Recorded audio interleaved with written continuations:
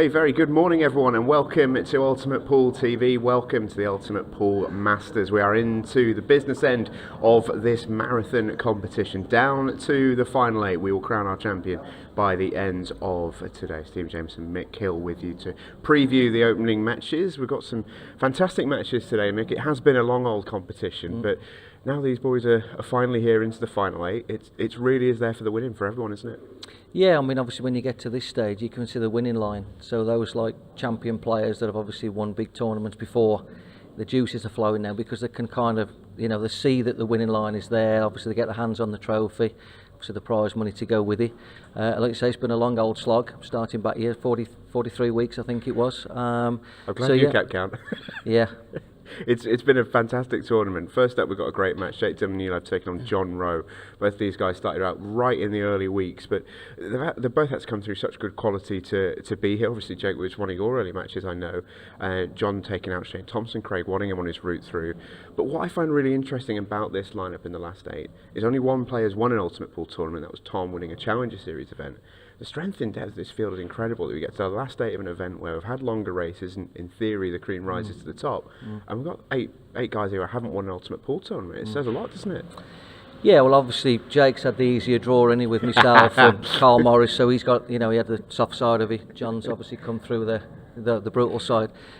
Yeah, I mean, all of the lads will be feeling they've got a chance. If you look at the top half, for example, John and Scott would be the more well-known, who have obviously won World Championships and would be looking to, to obviously try and get over the line here today and get through. But having said that, Arfan, he's been a lot of top players, so he'll fancy the job. And obviously, as you say, Jake, he's beat some top players to get here as well. So it'd be interesting to sort of how it plays out. I think Arfan and Jake, to a point, are riding that crest, more than capable of winning it. John and Scott, obviously with their pedigree from before, would be looking and thinking, yeah, there's a lot of top names gone out of this, so this is a real chance to get over the line as well. Do you know what I mean? Yeah, I think it's a competition where all the final 8 will properly fancy the title at this stage, which is great to see. So we've got Jake and John to kick us off. We'll then see Scott Gillespie versus Arfan Dad. We take a look at the bottom half of the draw, and the matches keep on coming. Jimmy Croxton against Tom Jones, who got through last night in dramatic circumstance in a 6-red shootout, and we end with Cole Bedford versus Carl O'Donoghue. Talk a little bit about Tom Jones, lucky loser coming back into the competition yesterday after Christophe Lambert pulled out. He then pulls out a couple of unbelievable performances, gets through in a 6-red shootout. You talk about riding the crest of a wave. I mean, he is surfing it. Yeah, well, it's a similar scenario at the bottom half. You haven't quite got the pedigree of John and Scott in terms of world titles. But I think the standout player in the bottom half, I think, is Carl O'Donoghue. Jimmy is obviously a regular professional on the circuit who was again beats lots of top names on a regular basis, and then you've got Cole, who's going great. I was on the back end of a great performance at the last Pro Series, and he's beat Declan Brennan and Ronan McCarthy last time out as well. Obviously, again, 2 great scalps for him. So he's full of confidence, and he's one of those type of players that once he gets on a roll, he's difficult to stop. Like you said, Tom's free rolling. Let's get it right, and obviously, really, really capable player again.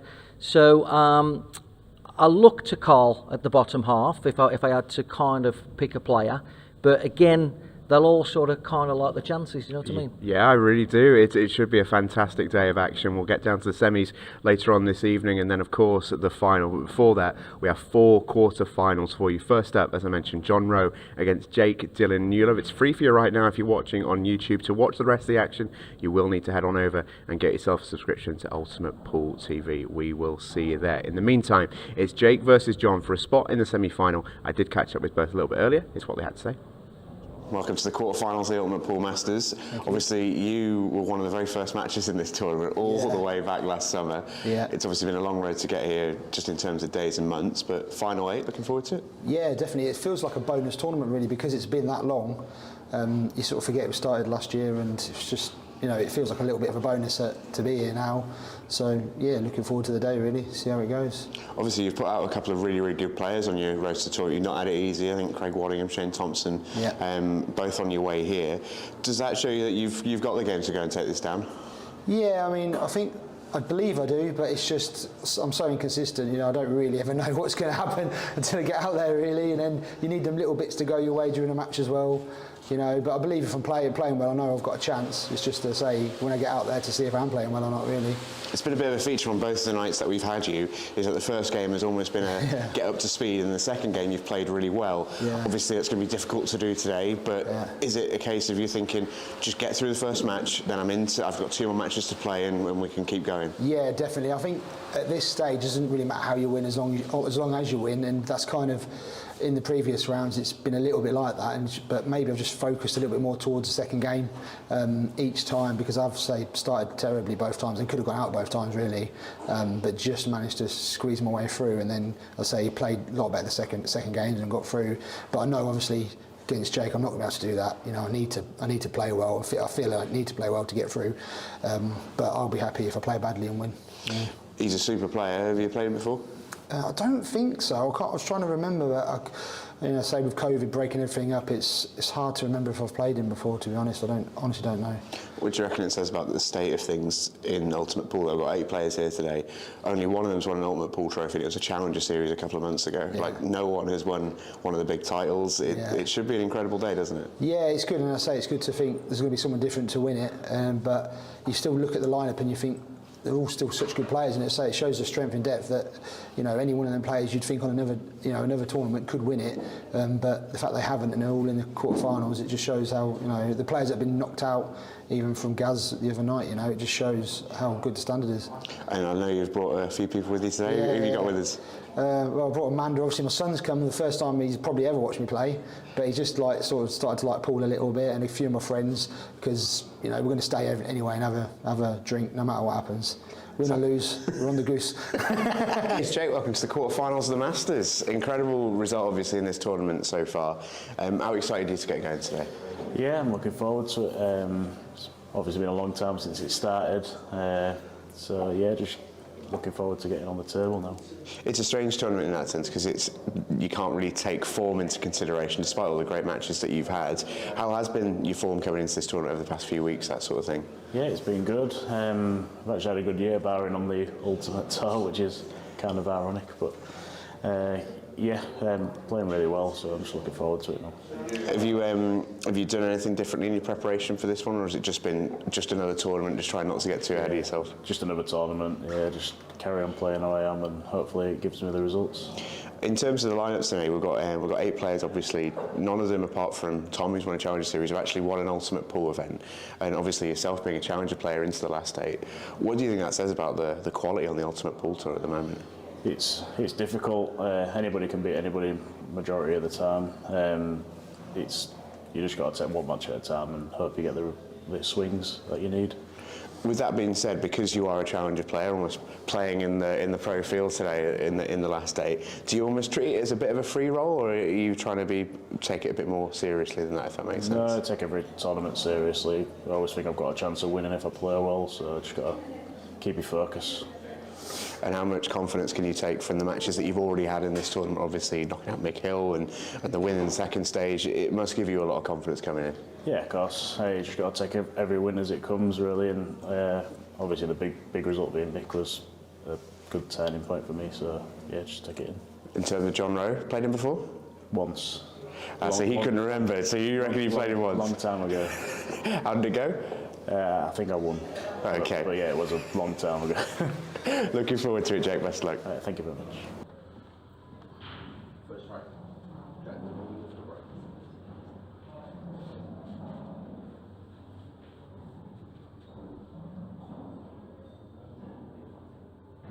Well, we are ready to go. Jake Dylan Newlove with the first break of the match. Race to 8 in this quarter-final. 50 minutes on that match clock, and delighted to say the number 1 player, Mick Hill, has made the journey from the arena out to the commentary box. Mick, great to have you here today. And mate. Good match-up this one, and you were talking with Stephen before, a good day in prospect. I'm really excited for this. Yeah, and as I said, you know, in the interview, really, like all 8 players will be kind of fancying it. So, you know, you've got a different spice to this event now. So Jake's looking at the reds here.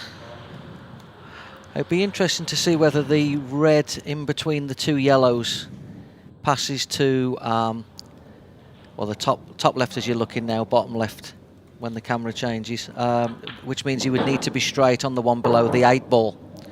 The way he's played that would suggest it does, so that awkward red as it would appear, you know, maybe isn't as awkward, particularly as he's played on this ball now, and he's played it well. The tricky bit here is the transition from the red in between the 2 yellows to the top of the table.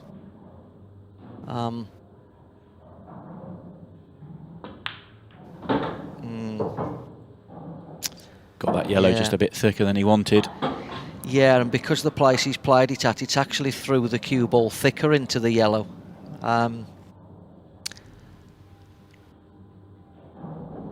So he's in a spot of bother now, to be fair.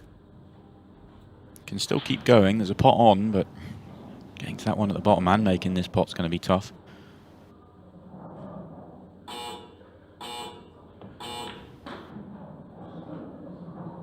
First chance goes for Jake. He'll be disappointed with that. An opportunity to get going in his match and set the tone.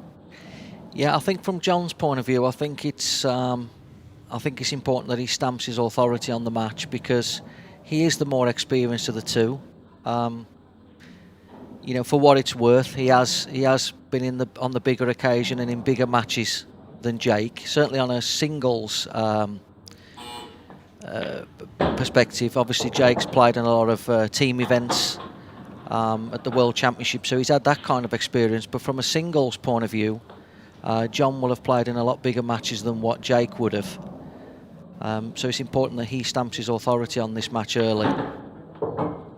And he knows the ceiling is high. He knows, you know, he's won the world title. He knows what he's capable of, whereas Jake is still trying to make his way in the game. And obviously a lot of people touting him as a very good player, but turning that into titles, big opportunity today. Well, we see it a lot, don't we? When we say a lot, you know, there's a lot of really good players, but when you get to that quarter-final, semi-stage, turning it into wins is obviously a totally different thing. And as much as the players might downplay it and they're only focusing on their quarter-final here, I think all 8 of them will be looking at it and thinking, this is a serious opportunity. And whether they'll admit it or not, you can't help but look ahead and actually see the prize on offer at the end of today. Yeah, so it's interesting how John plays this, because he's got the 2 yellows at the bottom, so he's going to play the top one of the 2. Personally, I like the idea of him leaving himself high and playing it and actually stunning round 3 rails for the yellow at the top of the table, whether he sees it like that. Yeah, I like him now playing this with a kind of a 4 o'clock on the cue ball and actually stunning this, pinging it all the way around the angles for the ball at the top.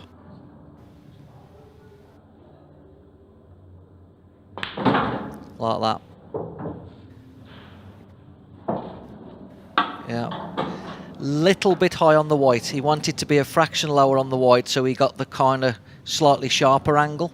So he would have hit the 3rd rail a little bit higher up, which would have meant he could have made the back rail then, which would have given him the angle to come back up for the yellow. He's a touch straight now, but he should be okay. He's just got to mind the red. Mind the red, John. Just.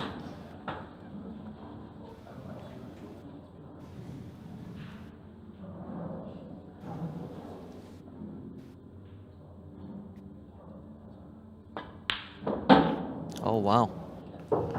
Potted that on the straight side of the pocket. Yeah. Cue ball. It looked like a draw back for the 8 in the same pocket, though, didn't it, from our camera angle? But obviously John didn't see it like that from his angle. This feels like quite a big shot in the opening frame. Nice. Punches it in. Gets there in the end. The ringer is up and running. And always nice to get going in the opening frame, but doubly nice to do it on the back of your opponent making an error as well. John will break off in the next frame, feeling a lot better about things than Jake will, but it's still very, very early.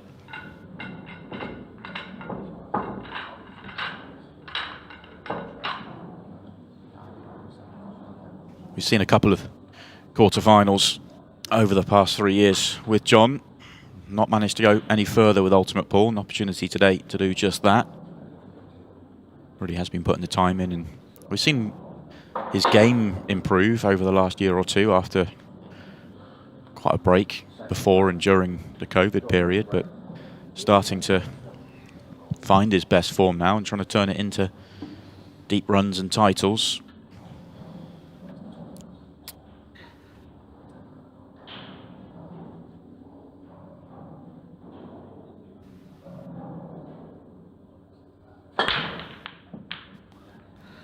Hit them well.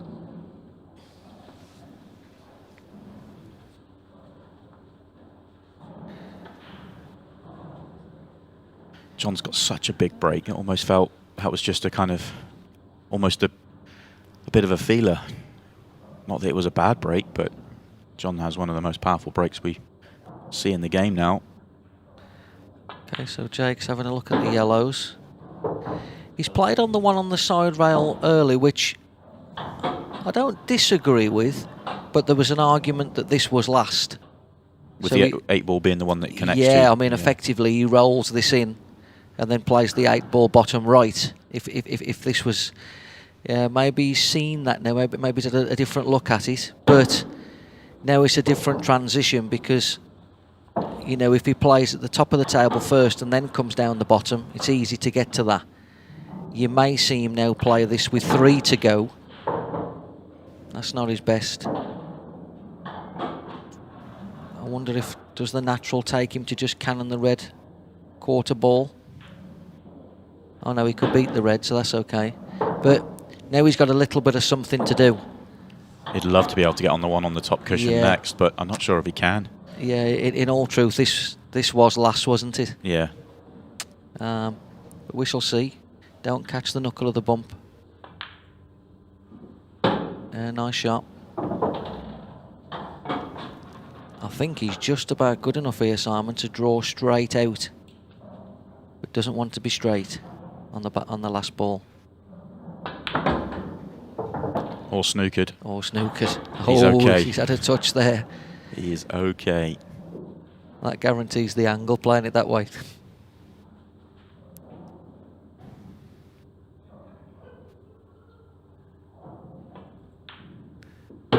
Nice shot. He's done well to work it this way round. I think you may be right. The way he sort of stopped in his tracks after his first shot, I think he saw your way, but then couldn't go that way. Well, it was a little bit sticky to get the transition, wasn't it? But he got on the one up the rail nice enough where he could get back out into play. So hard to, you know, he got out there. So it's hard to disagree that it was completely, you know, unfeasible that the route that he took, because obviously he got out. Yeah, needed some good shots at the back end, but he put those good shots together. That will set them into the match after the mistake in the opening frame.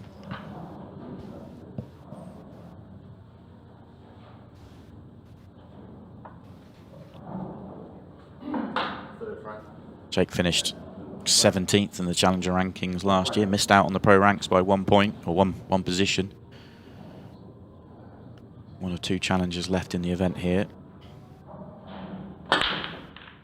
And he equally has a very powerful break. Yeah, that was a nice strike.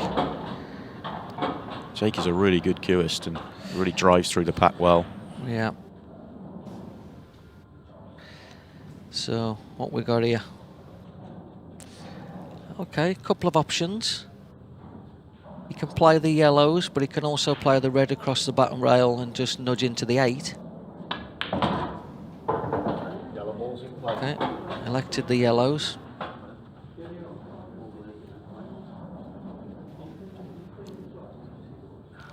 Again, just got to mind his work here.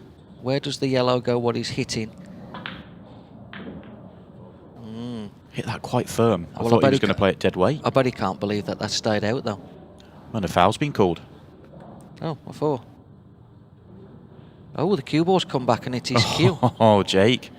Big error. Huge error. I mean, you won't believe that he could miss the plant, but so concerned was he that the plant wasn't going to go, and he took his eyes off the cue ball. Yeah.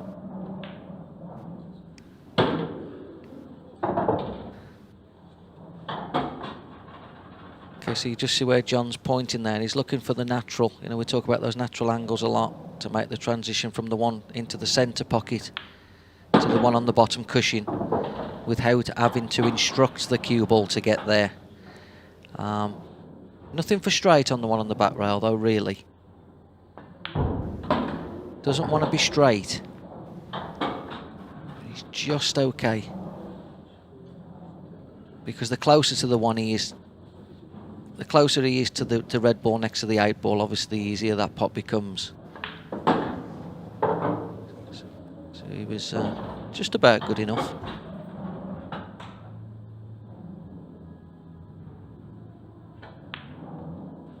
Oh, it's a poor one. Missed that by a way as well. Yeah, there was a little bit of pressure on that, wasn't there? You could see there was a little bit of pressure on it. I think he got out well enough off the one on the back rail, but, you know, he wanted a little bit more angle, didn't he? Just to get a little bit closer to that so it was unmissable.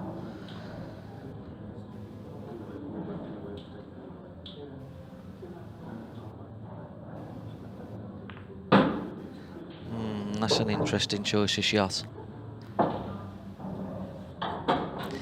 Were you thinking about going up there? I liked the one he's got into the bottom left now, playing the plant onto the one over the pocket, then stunning up, and then the ball is left over the pocket then. Because this is tricky now. Not only is the positional shot tricky, he's then got to get back to the 8 ball. Yeah, it helps him a lot if the 8 ball goes bottom left as well as bottom right. Obviously, he can play for it in other pockets, but that would be the obvious one. But he's not come far enough up the table. Yeah. Instantly disappointed. He's lost the plot a little bit on those 3 balls, hasn't he? The difference, though, in the way you talk about it and the way he's gone, it's subtle, but it just makes life so much easier when you hear you explain it like that. Well, I mean, the thing is, you talk about like these guys, obviously they're very good players. What is the key to them getting that extra 10% to go to the next level? And it is those little things, It's not a lot, because they're very, very good players. It's not a lot.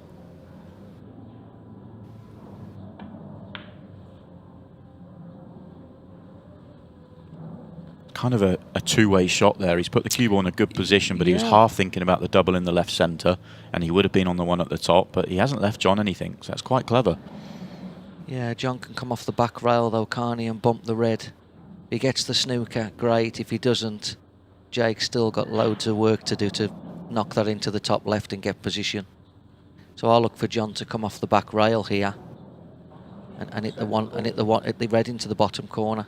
Or he could come cushion first and chip it over, but he doesn't want to make it, because then he's got the one that's got all the pressure on him on the red. Yeah, that's, you know what I mean? You don't want it, do you? You don't want that in. How do you fancy this as a pot now because of that? Nearly went in off, but now this is hard. I think Reds was in control there, and you've just put yourself under it. We'll see. Yeah. Wow. Oh, wow. Yeah. And what a bit of fortune. That's brutal, because, in my opinion, John's played the wrong shot there. And enough said. No guilt with the 8 ball, though. Hammers it in, and wry smile from John Roe as he goes back in front. Well, that's the part of the game that's completely brutal, isn't it? I mean, we've spoke about for years, haven't we? And it's spoken about a lot in the American pool world, where you pot the ball in the pocket that you've intended to pot it. From a pool purist,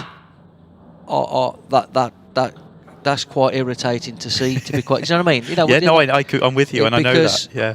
Because I do think John's played the wrong shot the shot before, missed his long ball and fluked in the corner. I'm not begrudging John a little bit of luck. That's not what I'm saying. But let me ask you that in this way round though. If you were in Jake's situation there, are you thinking about the fluke he's just had, or are you kicking yourself that you had 2 opportunities to win that frame and you took neither of them? Well, I mean, the big thing there is that would Jake be under the belief that John hasn't played the correct shot the shot before? Yeah. And that's no disrespect to Jake, but I reckon if you've got the likes of some of the lads that would clearly know what's gone on there, that would affect them more than it's probably going to affect Jake. Yeah. Without being, too sort of rude, if you know what I mean, to Jake. I just always used to think when I was playing that if my opponent made a big fluke like that, it's one thing. But if I've had my chances in the frame, I can't allow myself to get annoyed with it because I've had my opportunities. Yeah, as I said, I mean, I think that'll become more a point of, do you realise what you've seen? Yeah. Do you know what I mean? Sometimes it's good not to watch your Of opponent course at the it is. table, yeah? Yeah, sometimes it's good to be naive. Well,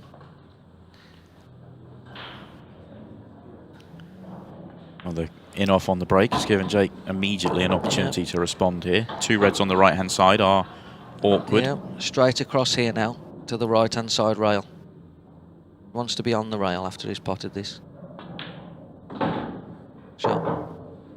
And that's nice because he can pot this now and elect to either hit the red or run into the yellow. And if he runs into the yellow, that opens the pocket up for the other red. Like that.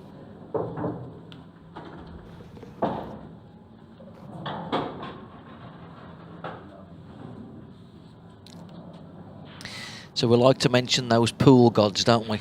Yeah, we do. So the pool gods giveth to John and then taketh away with his scratch. Yeah.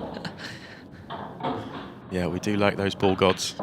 Well, not everybody likes them. I get plenty of comments on social media from the pool police that they don't believe in my pool gods. But when Ronnie O'Sullivan mentions the snooker gods, that's accepted because Ronnie said it. Yeah. I'm with you. I like the pool police though. Good finish that from Jake. His second reverse clearance in the match. He's gone back to back off John's dry and foul break, and good response to what happened in the previous frame. Not showing any signs of annoyance or frustration. Just part of the game. Just going back to the John situation without harping on it. Yeah. Would you like to see the ball? Yes. Nominated? No. I like it as it is, and I think if I was still a player, I would be in the camp of let's go down that nomination route. But now that I've moved into broadcasting, I'm fully on board with let's allow the flukes. Yeah, let's allow the flukes. Let's allow that to happen because I get what you're saying. Yeah, whether we like it or not, that's a talking point. What we've seen from John there. Yeah, I get what you're saying.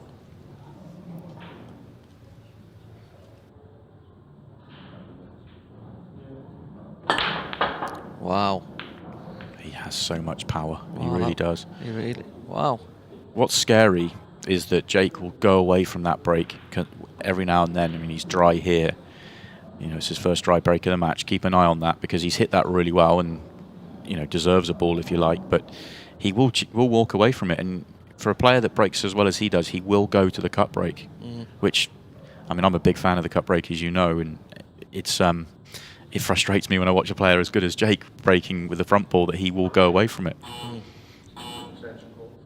So what do you like here? John's looking as though he's eyeing up the long red. So he slightly prefers the reds here, John. Red just to the right of the 8 ball. Looks awkward. Everything kind of has a pocket though. A little nudge. Yeah. Interesting, because he could actually, if he plays the red in off the 8 ball to release the other red next to it, he's going to have to play it at pace because otherwise he's going to kill the 8.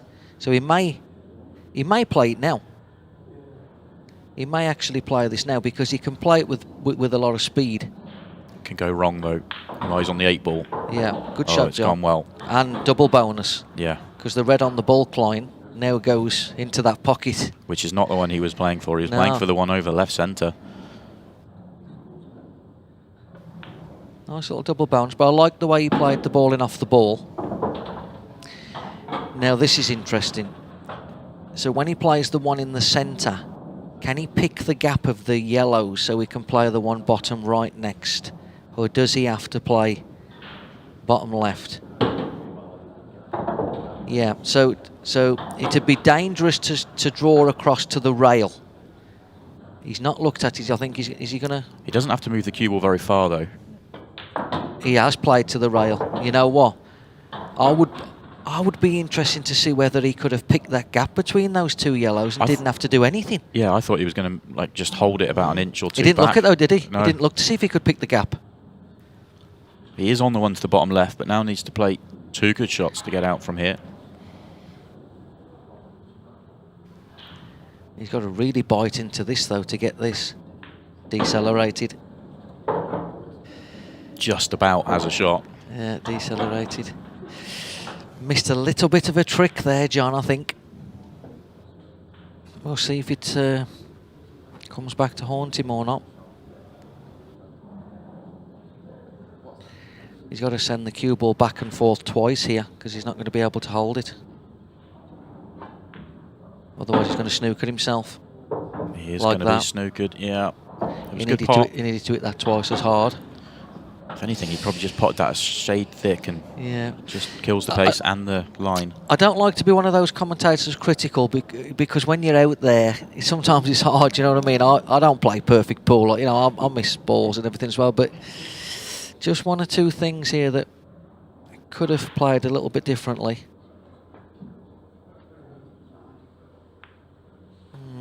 Shade more pace, and he might have made that one. It just sort of threw a little bit wide on him straight away.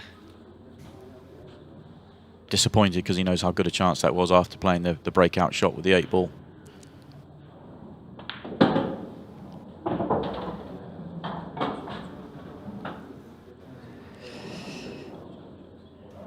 Yeah, Jake's got a fairly routine run out here to go 3-2. And but for John's fortune, he'd be 4-1 up here.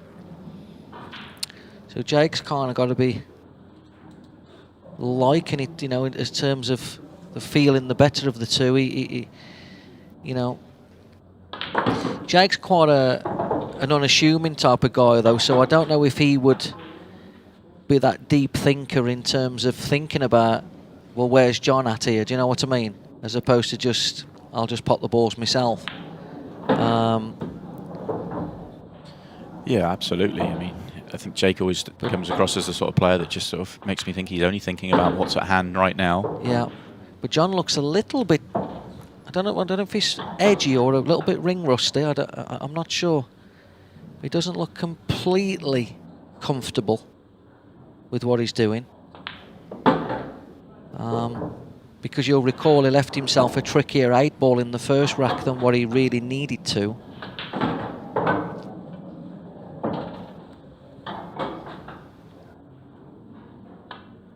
And it is 3-2. Jake does punish the error from John Roe.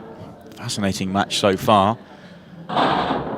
First of 4 quarterfinals we have for you this afternoon. We'll be back tonight for the semi-finals and final.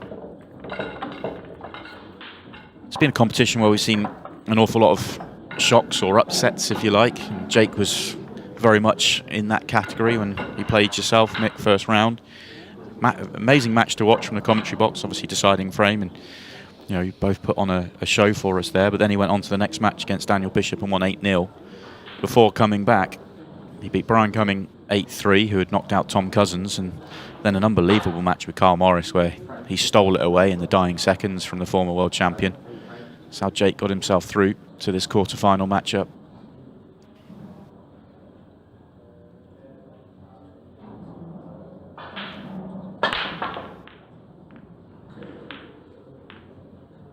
John can't make a ball. He has not made a ball off the break yet. Yeah, both guys are hitting them decent, but the cue ball's bouncing a little bit, isn't it? Which is taking a bit of impact out the pack here, I think.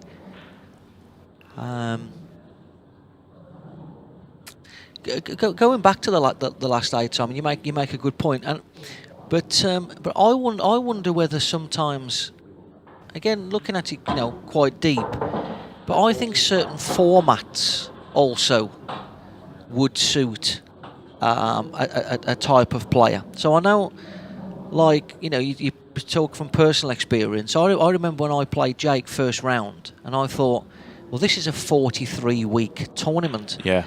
So you couldn't get a feel for even thinking about winning the event or whatever. I mean, where's your game going to be in another 43 weeks' time?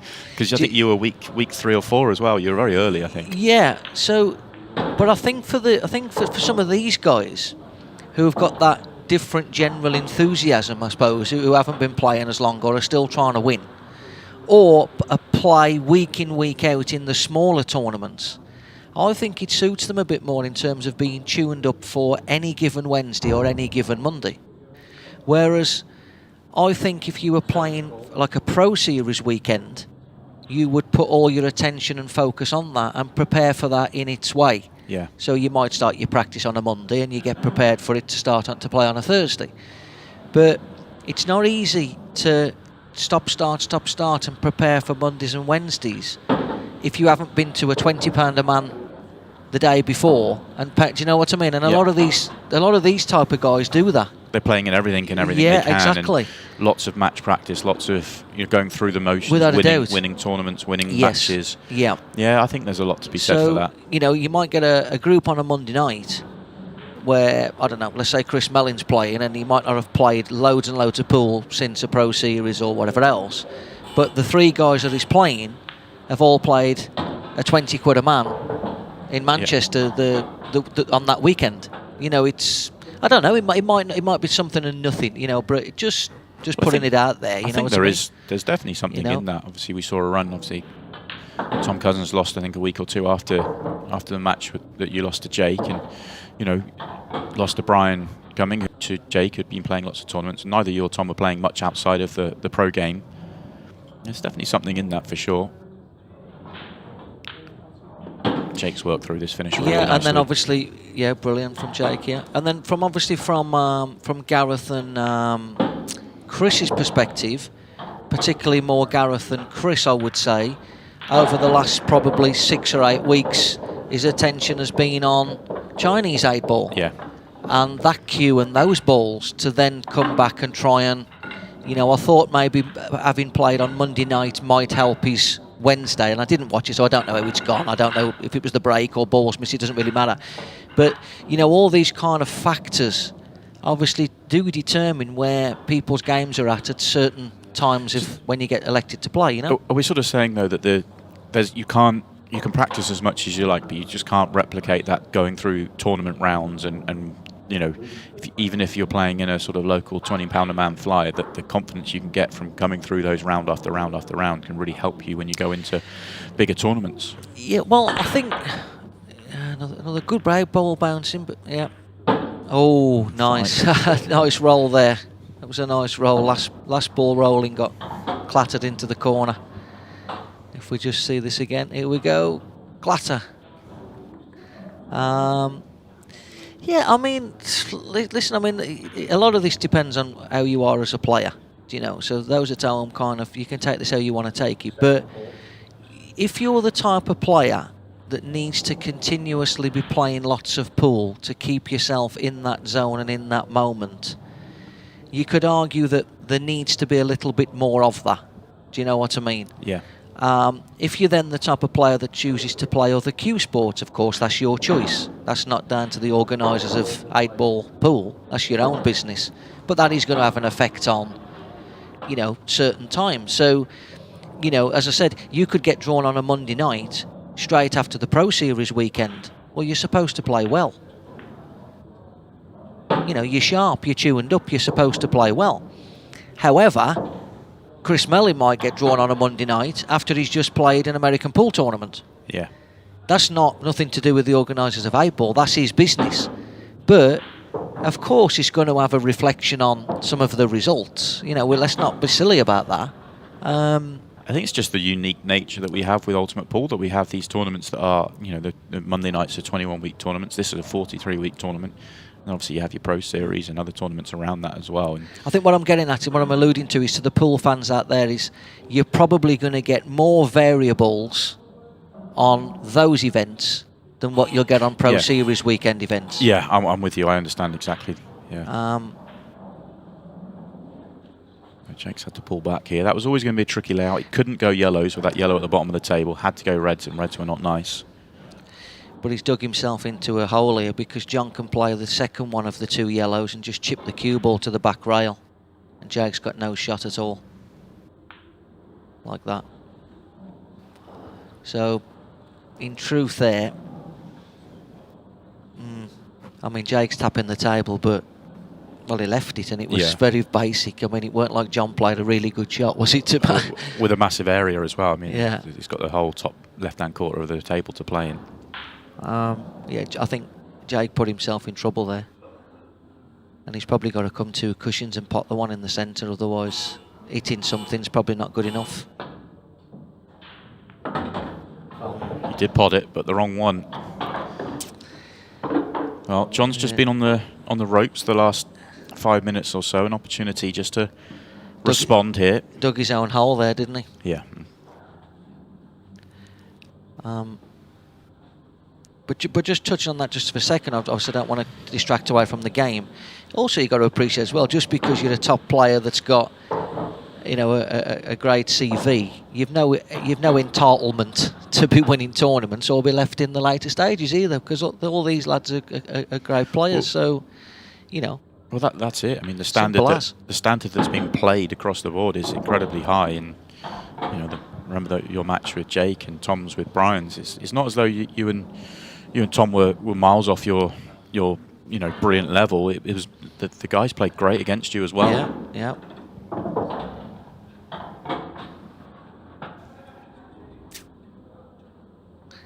Tell you one thing I have noticed. This could actually come back to bite me if something goes in that shouldn't do later on in the day. But the pockets seem to be playing a little bit nippier. Yeah, I've noticed that over the last few weeks actually. Just a shade. Yeah, I haven't seen this match table for a good while.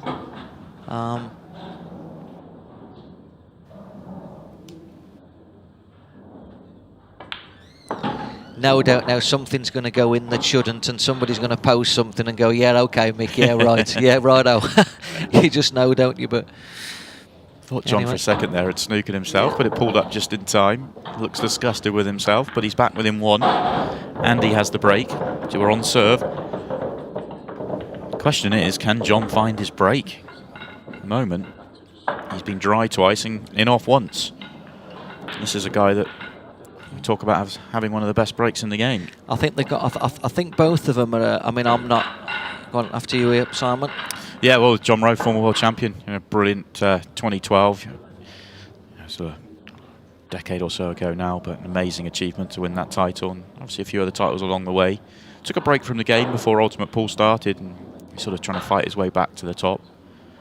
Seen some signs over the last year or two that we are starting to see that from John, but it's hard to put those runs together.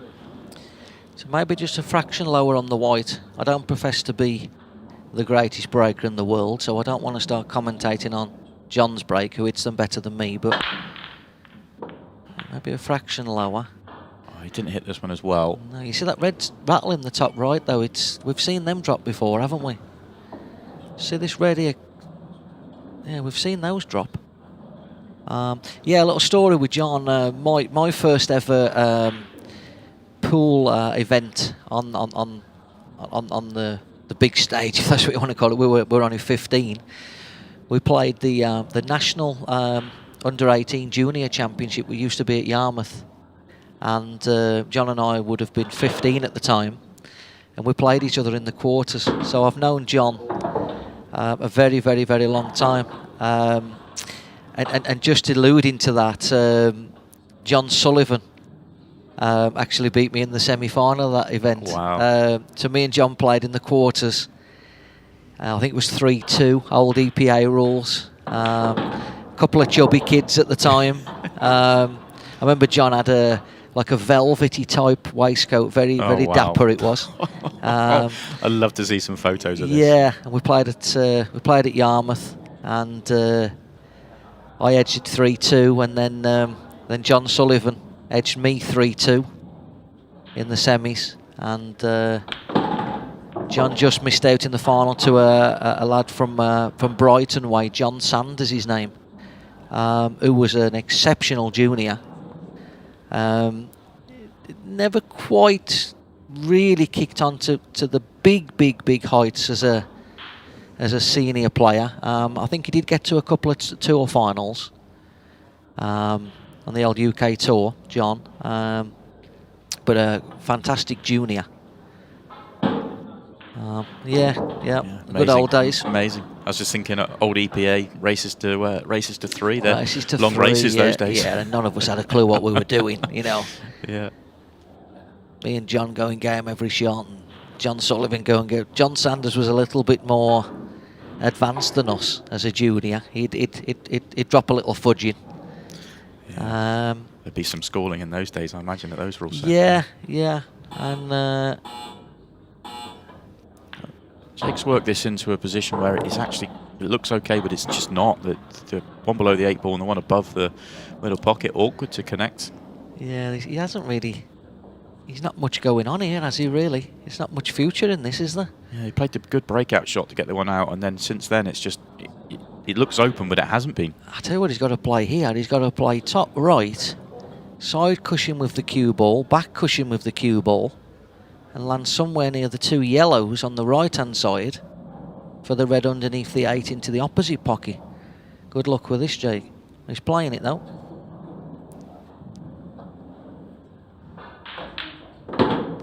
Good effort. Did he get there? Did he get there? Ah, Jake, you let me down. Just needed a few more rolls. Now he's in trouble. Yeah. Big trouble. Ticked into the second half of the match whilst we were looking back at some of those stories. And do you think Ultimate Pool would at some stage consider a junior tour? I think they should. I hope that's been discussed. I think it's really important, I think, for the game. Good hit from Jake, but because I mean, I certainly I remember as a junior, there was loads going on, and obviously producing such a high standard of player. You know, when I was, like you say, you got John Sullivan, John Sanders. Like I said, didn't take it as serious after being in the juniors, but still played a bit. You know. And then obviously, you know, the likes of Melian and whatever else. And then just after that age bracket, well, I'll include Andy Barnett and the likes of Tim Singh in that as well. Obviously, that went on to win some good tournaments. Carl Morris's brother, Kurt, junior world champion. Martin Gould, snooker player, he played in the juniors. Neil Raybone, and then the next age group from that was the Raybone, Gareth Potts. You know, Adam Davis, that era. You know, and that era back to back in the juniors, I've obviously produced some of the best players that's ever played. I think the future of the game it's needed, isn't it? It's absolutely needed. I hope it's something that's on the horizon. So John's taken his opportunity to get his bad ball off the cushion. And I think that goes for cue sports in general, though, because, you know, even if you look at snooker, you know, the Chinese are going to start taking over because where's the new talent? Where's the new English talent? Do you know what I mean? Yeah, absolutely. I'd love to see it. I'd actually really like to see an Ultimate Pool Junior Tour. And I think I'd like to see the ambassadors play a big role in the next generation of the juniors, to be honest. Oh, it's brilliant to hear that, and it would be awesome to see it. Anyway, back to the action. Yeah, 17 minutes 30 left. I'm keeping an eye on that clock because Jake's at the halfway point. There's a race to 8 here. Final 10 minutes, we will be at 15 seconds a shot, where it will get dicey out there, and there could be an awful lot of pool to be played in that 10 minutes.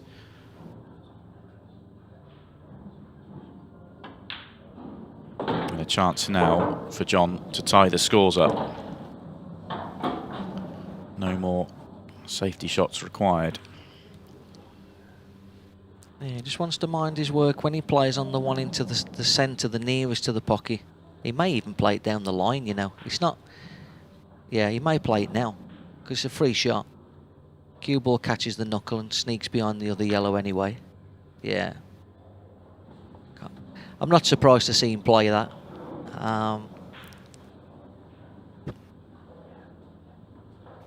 Still would have preferred to see it drop in, because the finish is there for him. You don't want to give your opponent an opportunity to do something.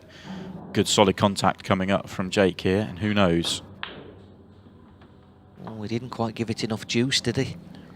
I thought he was going to try and get to it off 2 and really sort of punch really it around. ping it. Yeah.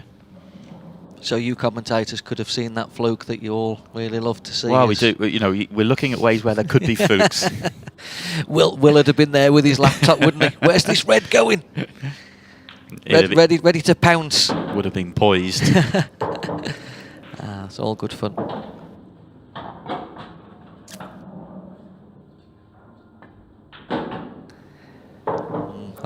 We're going all the way here, aren't we? This is going to go right the way down to the clock's getting involved for sure.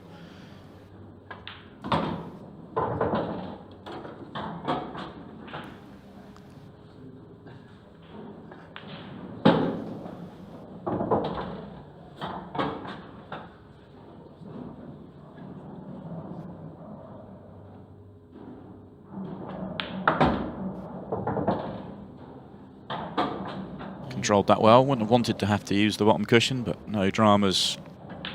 And we are all square. Do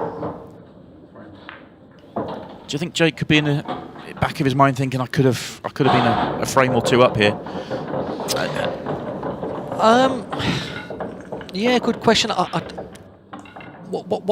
I feel is, like, Arfan's a very good friend of mine, and he's reached out to me a couple of times and sort of said, I've been watching back my matches when you've been commentating, Mick, because I've really started to discover that there's a lot of shots that I'm actually missing and that look obvious when it's said. And I said, well, it could be one of two things. Obviously, when you're out in the pit and you're under it a little bit, you can miss shots, of course, because that's the pressure. You know, pressure doesn't come necessarily in twitching a ball. Pressure comes in decision-making and missing certain shots that you're supposed to be playing. Decision-making, of course it does. It's not just tweaking a ball.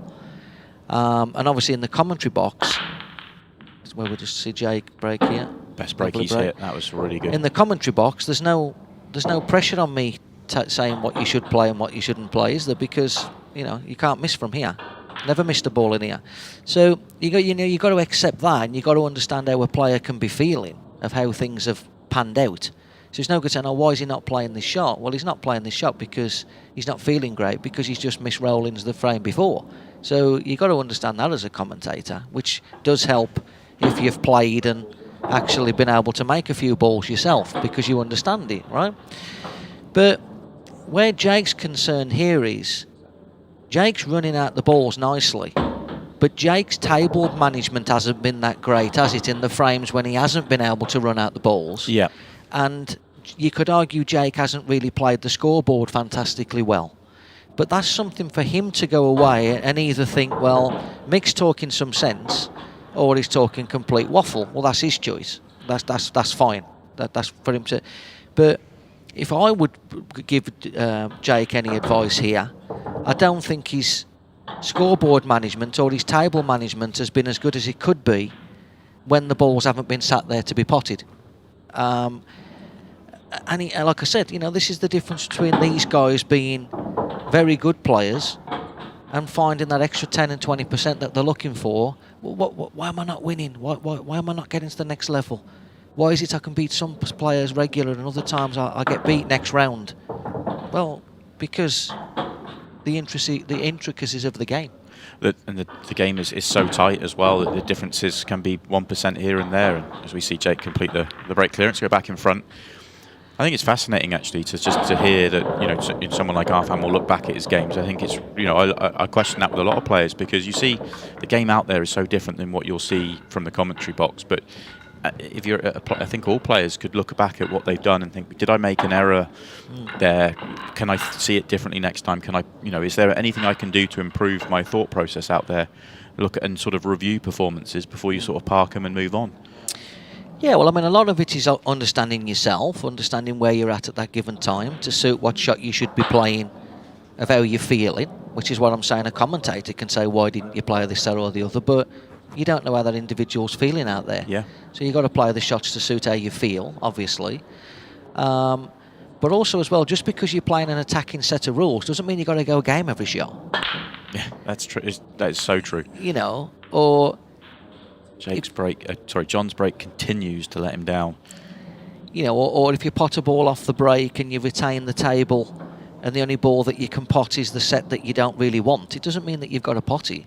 Just don't do anything. Let the other person, it's like a bit like playing chess. You don't have to take a piece just for the sake of taking the piece, So I think there's a few players that can learn from that. You know, you haven't got to go game every shot. I just. It's like here. It's 5-4. Sorry, Sam. It's 5-4. Jake's got to look at this and say, how many times is he really going to get out from here? And it's 5-4. You know. But he's going. Make no mistake, he's going. And he's got two. I like pushing this ball balls over the pocket and putting the cue ball behind the 8. But Jake won't play that. He's going. You see what I mean? Now he's chasing now, but it's 5-4. If he pushes that ball over the pocket and puts the cue ball behind the 8, let John deal with it. Yeah. Fascinating, really is. That's massive. I mean, that shot there is perfect timing for what the conversation we was having. Yeah. Well, we did a watch along, which is you can now see on Ultimate Pool's YouTube channel. That it's also on the website. It's a good double, but still chasing here. Well, it's turned into dual alley now. Yeah, and it was the final where you played Gareth and you managed to get the win there. But you mentioned that your best shot in the whole match was a simple safety shot that you played, and it wasn't necessarily. It was nothing to do with execution. It was all about decision making. Well, it's a lot of it is discipline in resisting temptation, like a lot of things in life. Do you know what I mean? It can apply to pool as well. But I mean, he might get out here. I'm not saying that he doesn't, but yeah, that shot's worked out okay for him because he's on this yellow and he has got an angle. But once John's broke dry, Jake's in control. That's excellent. But you see, what happens here is Jake gets out, and it's like, what's Mick talking about? But all these cannons could have been completely different on another day. Yeah, it's not a percentage clearance for sure, and it's not. Oh, I was going to say it's not going to be a clearance. What happens if he cannons the ball by the middle pocket and he doesn't leave himself to pot it on the natural to come through the gap of the 2 reds and get where he's just got? Yeah. You know, it's. And even now, he's still a long way from actually getting out. 2 balls away, but this is awkward. This is huge as well. He's done well to get this far, though. Yeah. Credit where he's due. It's a good pot. He's going to need a double. Oh. And even that there, he had a nice little roll because he was close to it, but the angle to pot the ball was to play away from the yellow. If he was straight on that ball that close, he couldn't have played that.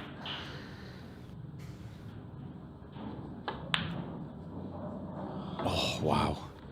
I was about to say, you know, for everything that was being said there, and I agree wholeheartedly with everything you were saying, if he gets out there, that was one that would really hurt John because he knows what's going on out there as well. He's thought, I can't make this double because I'm going to make Mick look stupid in the commentary box if I do. He's talking nonsense. He's done you a favour there. Yeah, he's done me a favour missing it, so I don't look stupid. He's had half a roll, though, in terms of where he's left it. John now needs to play a good safety, otherwise he could be giving Jake another good chance. Or another chance, not a good one. He's got chip off it and put the red in front of the 8, hasn't he?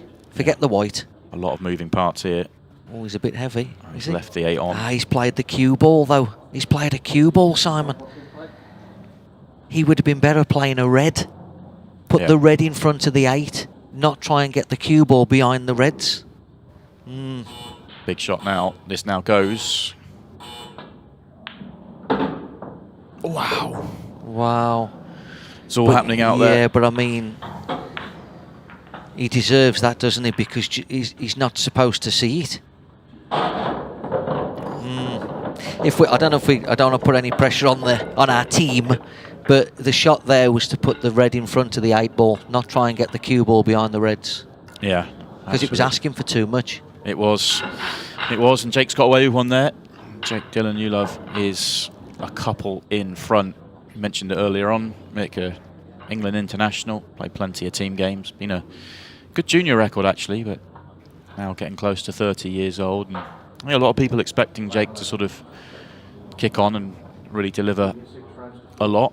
And he's getting close. I was actually thinking this though, driving down in the car today, because obviously you're supposed to do a little bit of research. I'm not quite like yourself or whatever, and I was actually thinking, like, as we'll see, another dry break, but the reason for Jake kicking on a little bit, and I think it's because, and I can attest to this, and I think he's done a lot of players the world of good, he's playing in those international team events, because you're playing with some very, very good players, and you discover shot selection, and you discover kind of, like in my day, I mean, I was so fortunate that Lee and Keith Brewer and they were in their prime. John. You may have noticed the beeps going off now. We are into the final 10 minutes, 15 seconds a shot, and John was definitely rushed there. Yeah, so will Jake playing in the England team, in the black ball setup, can only do him good.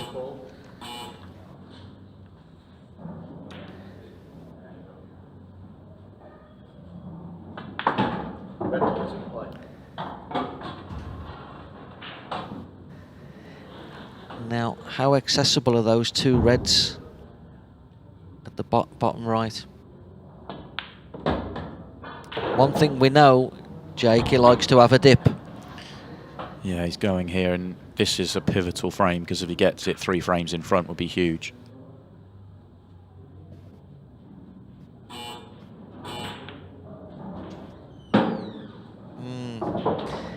He's got work to do, though. It doesn't look like the red next to the yellow can be played onto the red over the hole.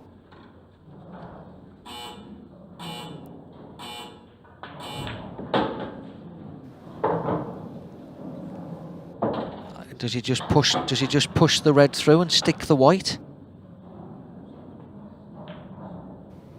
Oh, Jake, you've overplayed it. You've overplayed it. He's actually tried to play it to snooker him behind the red, whereas he could have just played it through and stuck the yellow on the white on the back of the yellow. Yeah. Oh, Jake, what you done?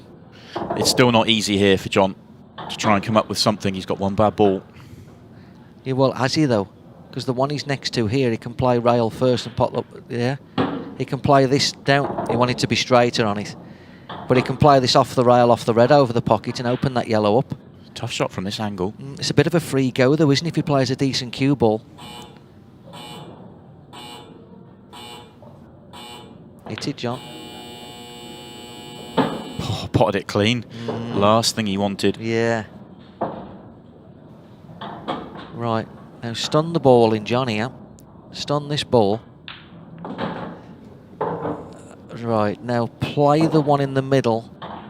Punch the other yellow across to then use that yellow to play in off the red.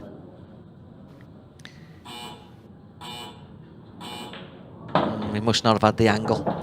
Is he playing short position? Yeah. Try and move it. Short position doesn't look on now. He's got too much angle. Yeah. He's going to have to move it. Good shot. What did he get? Absolutely nothing. He's stuck on this. He's not on this yellow. Don't think he can even see it. That could be the match right here and now. I think it is. I think John knows it as well. Never really looked at the races from the off, did he, John? That's the minute we've gone to 15 seconds, the shots just all looked a bit frantic. Yeah. So again, Jake got away with one there. Instead of sticking the cue ball on the yellow, tried to play the snooker and gifted an opportunity to John there. Just as it is today, John's not sharp enough to take those half chances. And that last frame just felt like a big one. It would have hurt John. And it was a touch of fortune from Jake to get away with it the way he did, but also a missed opportunity from John. But then John had his fortune earlier in the match. But 7-3, 5 minutes. He's one frame away from victory, but the clock is in his favour.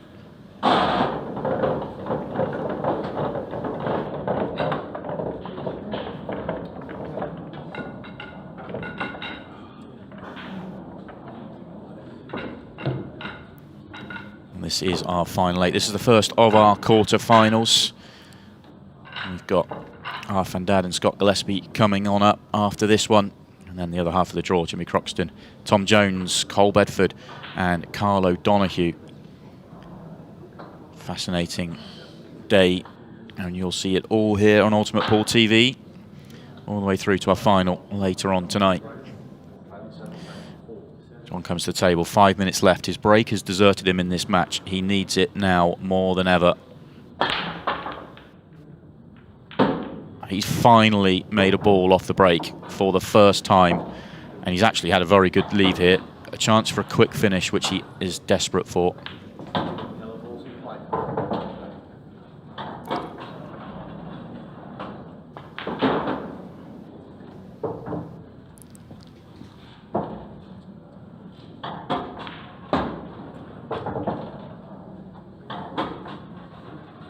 think the middle of those 3 yellows passes the one nearest the pocket, which helps.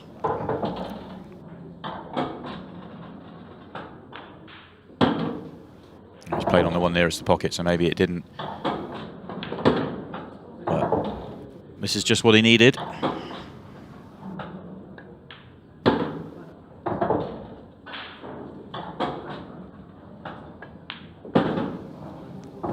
Well, 1 minute break clearance.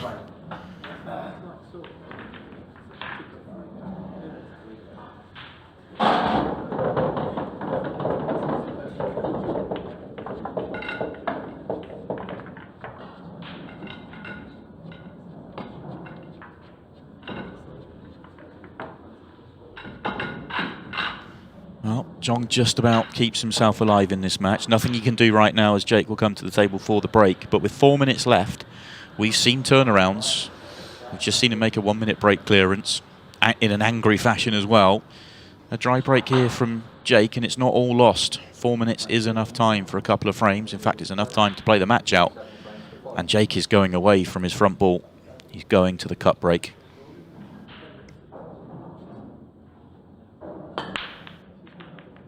Wow. Well, he's making a run for the line on the clock here. He's playing 14-1, isn't he? So that was a tap break, wasn't it? Just has to get the 3-point rule, which is 3 past the centre line or potted, a combination of. But he's basically said, yeah, he's 7-6 in a minute. I feel like that's a long way out to do that, 4 minutes. Because if John gets out here, and he looks good too now, one more good shot. Didn't even need the good shot, he went clean.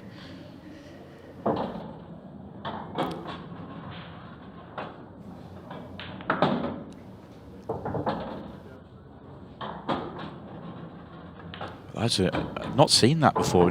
Normally, I understand that if there was a minute left on the clock, I'd get that, but 4 minutes. Remember, John has the next break, so even if he was to win the frame with a couple of tactical shots before the clearance.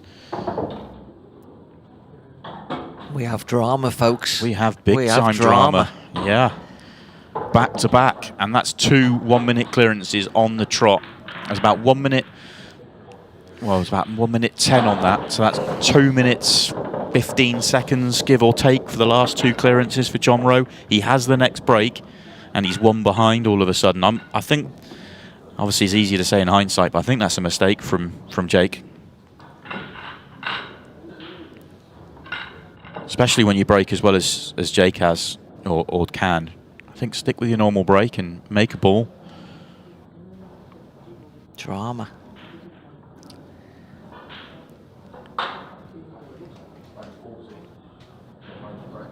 Plenty of time for a clearance, but needs a ball. He actually has time to have a tactical shot or 2 as well if he needs it. Needs a ball, is desperate for a ball, and it's going to be dry. But more twists. Has Jake got a shot? Has he got a shot to even contemplate potting a few? He's got a red.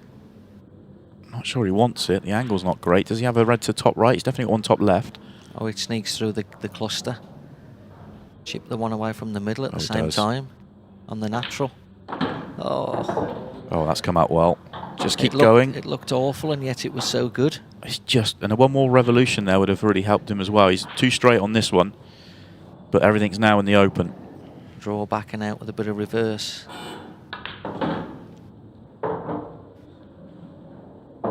Yeah. Tester, and there's just enough time for John. If he pots it, he's won. Yes. If he misses it, John's a sniff. And he's missed it. Jonathan, what you got? It looks like he's got to come down the table. Oh, top of the table first. Does he have a one at the top, though? Yeah. Clip to the top left? Yeah. Spring off it. Like that. Now then, we have drama. 1 minute 37. Keep an eye on that match clock. Oh, he's missed it. Oh, John. He's got away with it. Well, has he, though? No, he hasn't got enough time to clear up, has he? Well, he'll still have... If Jake doesn't make a ball here, he'll still have 50 seconds. Yeah, it is long enough. But what's he going to have to go at? Next to nothing. He's got one to the top right. And off the red in the middle. Double. Oh, wow. How close. That will be that, though. He has left Jake a couple of pots to go at.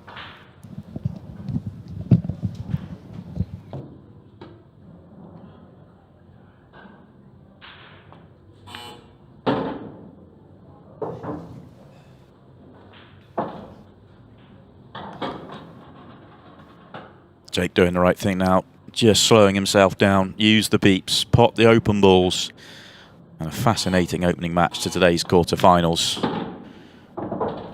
Well, it's going to be the challenger, Jake Dylan Newlove, that gets over the line over the former world champion.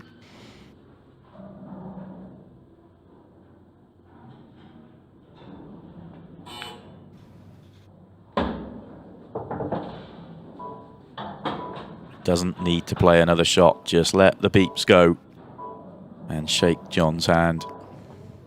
Fascinating match, but it is Jake Dylan Newlove that gets the win on the board. Amazing drama in that match. Looked like he had it won. Handed a chance to John Roe, who almost got himself back into it, and then he missed a pot of his own. And well, Mick, if we get 3 more of those, it'll be something special today, Mick. Yeah, not amazing standard-wise. I think both players will sort of, agree with that. But yeah, drama. Yeah, for the drama, absolutely. And well, that's Jake Dylan Newlove's route through so far. We've already talked about it. Beat yourself in the first round. Daniel Bishop, Brian Cumming, and Carl Morris. Now add John Roe to that list. As a challenger, he is in the Masters semi-finals. He's got Arfan Dad or Scott Gillespie in that semi-finals, and that's the next match we will have for you this afternoon. If you are with us on YouTube, then we will be leaving you very shortly, but if you want to continue and watch the rest of the action, Ultimate Pool TV for the rest of the day's play. We will know the winner of the event by the end of the day. We have got plenty more to come, so it's well worth doing it, and plenty more on there as well. And Mick, I know you're going to be with us for the rest of the day, and I mean, what do we make from the first match? What can we see going forward? Do we think we're going to see all 4 quarterfinals in that same way? There's some edginess out there as players kind of almost come in thinking there's an opportunity here today. Yeah, well, I'm looking for I think the next match will be interesting. I think Arfan's going to have to be on his game, because I think Scott showed signs of coming back to some sort of form, that what he would consider some sort of form. So Arfan's got to be he's got to be on his game here. But yeah, I think I've a sneaky feeling for Carl O'Donoghue. Yeah, he looks good at the bottom of the draw. Just a sneaky feeling. Nothing against anybody else, but I've just got that sneaky feeling. Well, we will find out. He'll be playing later on. He's got Cole Bedford later on today. But right now, we're going to hand it over to Stephen Jameson, who is now with Jake Dylan Newlove. All right, welcome back inside the arena. I am with our new semi-finalist in the Ultimate Pool Masters, Jakey. That was some match, mate. How are the emotions after that one? It was a strange match from start to finish. I was a bit nervous at first. There's a few bits of run either way. I think the breaks was definitely the difference, I think, in the end. Tried being a bit clever near the end and cut breaking to try and slow the match down. That didn't work very well. Well, I was going to ask you about that because now you've won. I feel like I can give you that awkward question. Is that something that, looking back on, you think that was probably a mistake at that stage? But it's just a case of just trying to overthink it, maybe, when you've been breaking so well, playing so well. Just go out there and do it. Yeah, I looked at the clock and there was 4 minutes left, and I was like, if I can slow this frame down to 2 or 3 minutes, then I've got a good chance of minimum getting a 6 red shootout if it went that way. And I just ended up breaking it too well anyway. And yeah, I should have definitely just gone for it in the end. Well, look, you're into the semi-final of this event. When you started this event all the way back last year, Mick Hill in round number 1, did you ever think you'd be here? No. I looked at the draw and thought, well, that's a quick first exit. But no, I know I can win any match on the given day. It's whether I turn up or not on the match, and luckily I have done so far.